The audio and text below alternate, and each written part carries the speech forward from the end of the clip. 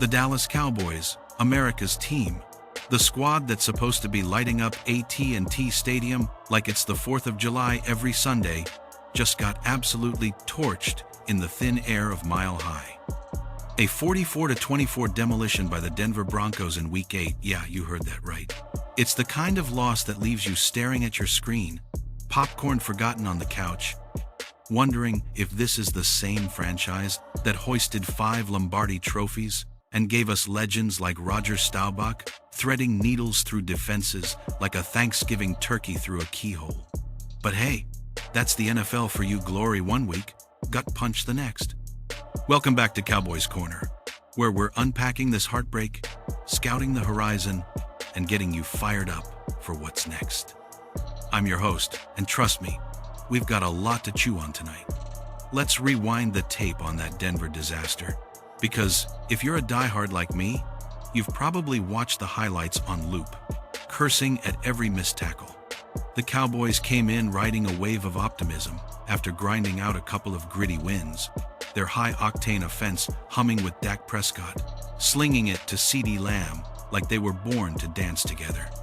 Remember, Lamb's that speedy slot wizard out of Oklahoma, the guy who torments cornerbacks like a kid pulling pigtails on the playground. Over 800 yards already this season, folks. But against the Broncos, it was like the mile-high defense had studied every route tree in the playbook. Sean Payton's crew sacked Dak 4 times early, forcing turnovers that turned into Denver touchdowns faster than you can say doomsday defense. The final score doesn't lie, 44-24, with the Cowboys coughing up 300-plus rushing yards on the ground. Ouch. Momentum, screeching halt. And now, as the leaves turn in Dallas, the boys in blue are staring down a Monday Night Football primetime cage match with the Arizona Cardinals. Win there, and we're talking playoff pulse still beating strong in the NFC East. Lose? Well, let's just say the draft board starts looking a whole lot friendlier than Jerry Jones's smile after a Super Bowl parade. Now, let's dive deeper, because this isn't just a blip, it's a siren call for change. That defense, oh man, it's been leaking oil since the summer camps. Without Micah Parsons anchoring the edge, traded away in that blockbuster deal to Green Bay for a first-rounder that we're going to circle back to the front 7, looks like it's shopping at a garage sale for pass rushers. DeMarcus Lawrence is battling nagging tweaks. And the secondary? Let's be real. It's been picking up more yards after catch than a grounds crew after a hailstorm. Statistically, Dallas is dead last in the league against the run, surrendering 150 yards per game on average. Compare that to their glory days under Tom Landry, when the flex defense bent offenses into pretzels and the doomsday crew terrorized quarterbacks from here to Honolulu. Back in '92, that Super Bowl run, they held opponents to under 80 rushing yards a pop. This year, it's like inviting the other team to a buffet.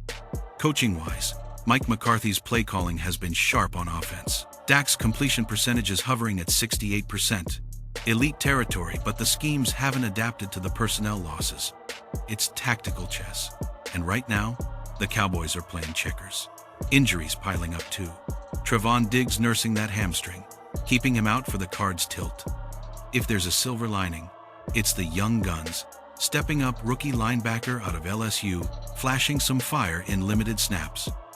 But something's gotta give, or this season's detour to Draftville becomes a full-on road trip. Speaking of history, let's take a breath and remember why we bleed silver and blue. The Cowboys aren't just a team. They're a dynasty, wrapped in star-spangled lore. Founded in 1960 as an expansion outfit, they clawed their way to America's team status under Tex Schramm's vision, turning the NFL into must-see TV before cable was a thing. Think about it. Emmitt Smith, bulldozing for 18,355 career yards, the most ever. Or Tony Romo threading impossible passes like a soap opera heartthrob dodging drama. And those NFC East bloodbaths? Pure poetry. The Eagles' rivalry, Hate Week, every time Philly shows up with their midnight green menace, has given us classics like the 2018 shootout, where Dak outdueled Foles in a 29-23 nail-biter. Giants, don't get me started. That 1,970 seconds. Fumblerooski revenge still stings Cowboys Nation. Even the Commanders, with their fresh rebrand, can't escape the shadow of Dallas dominance 21-11 all-time baby. So, where does this leave us in the big picture? Playoff implications first. At 4-4 now, a win over Kyler Murray's Cardinals, who, let's be honest, are feisty but flawed, keeps Dallas nipping at the heels of the Eagles in the East. Philly's up 6-2, but we've split with them before. That tush-push nonsense won't work twice under our lights. Lose though, and it's 4-5, staring at a wild-card dogfight with the Lions and Packers. Ironic, since Green Bay's our draft benefactor. The draft. Updated order post-Week 8 has the Jets clinging to no one overall, finally notching a W, but still a mess in the Meadowlands. For Dallas, our original picks teetering on the top 15 bubble, say 13th or 14th if things hold. Perfect spot to snag an elite edge rusher? Maybe that Alabama freak athlete who's been mocking combines like they're optional, and that Packers pick from the Parsons trade? But enough crystal ball, let's rally, Cowboys faithful. This loss, fuel for the fire. Tune in Monday night under those iconic arches, where the roar will drown out the doubters. Grab your star emblazoned gear, crack a Shiner Bock, and scream for every snap, because in Dallas, we don't just play football, we live it, breathe it, win it. That's all for tonight on Cowboys Corner. Hit that subscribe, drop your bold takes in the comments. Will Dak deliver the dagger, or is draft season calling early? Until next time, stay starstruck. How about them, Cowboys?